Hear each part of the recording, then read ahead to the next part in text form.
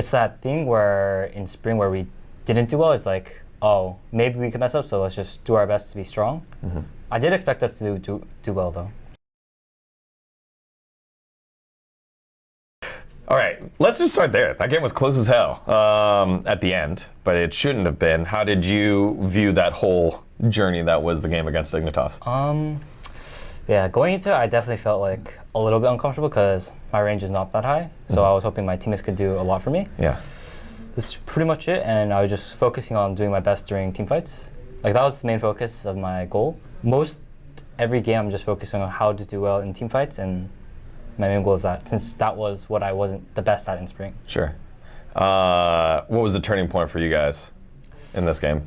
Because it felt like you had control. Where did it feel like? It definitely feels like when Rakan got caught out in that bot line bush, and then when I died in that top line bush area where I went too far. It's like when that happened, I'm like reminded of my spring self. So I definitely will try my best to not do anything like that again.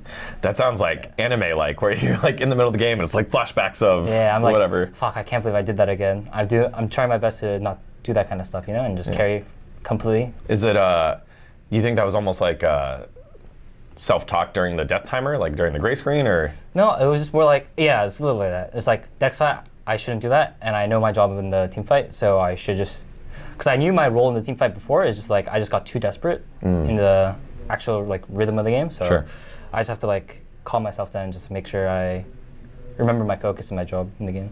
Well, let's step away from this last game. Before this, 4-1, a start that I don't think many people had in the cards. Did it surprise you guys how well things were going, or was this like expected, or was it like a happy, like you won it, but a happy coincidence that you're 4-0 or 4 at the time? I think when before we were 4-0, like at the start, I was expecting us to do very well, but it's just like that. It's that thing where in spring where we didn't do well. It's like, oh, maybe we could mess up, so let's just do our best to be strong. I did expect us to do well though.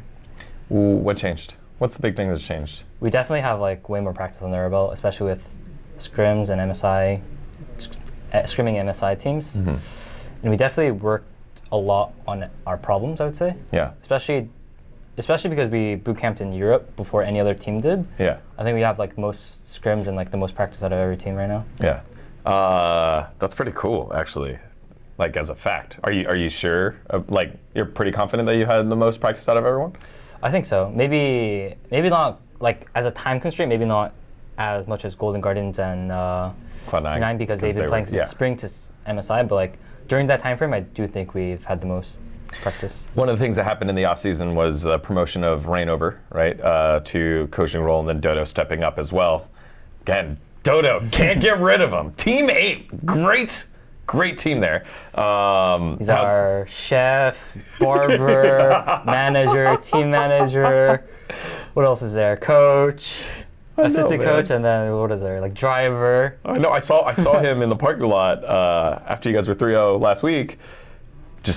I didn't even know what he was doing. He was just observing. He was observing. I think you guys were doing fan meet or something. He was just observing. I was like, hey man, you're 3-0. He's like, still work to do. I was like, come on, man. After last split, how have these changes affected you guys? Affected you specifically with Reignover and Dodo kind of taking more control? I definitely feel like there's more systems, especially with Reignover. It feels like we're working on what we couldn't do in spring because we didn't actually get to fix all of our problems in one straight go. Since we've been working on it very slowly, it's like, we know what the problem is if we lose, and like what happens if like we're at like we're not doing well. Yeah. Systems is a word that I think a lot of fans will associate with Cloud9. Reignover, former Cloud9. Can you give an example of like a system that is in place? You don't have to give the secret specific sauce. one. Yeah. I'll just say like, for an example, like let's just say, how do we want a team fight? I would say it's like we will look at our team comp and we know what kind of team comp we have, and we'll just play around that mostly. Is this all done before? Like during draft? Is this done like before a fight happens? Like, or is it done consistently throughout a game? It's just done consistently, and then like if it's not said once and we lose a fight, then we'll say our main like rules. How we're gonna fight. Yeah. Interesting. But like we over the scrims we just do that. So. So from that, sounds like communication is picked up. That was one of the big tenets from last split's interview and also just last split in general, this mixed Korean English roster.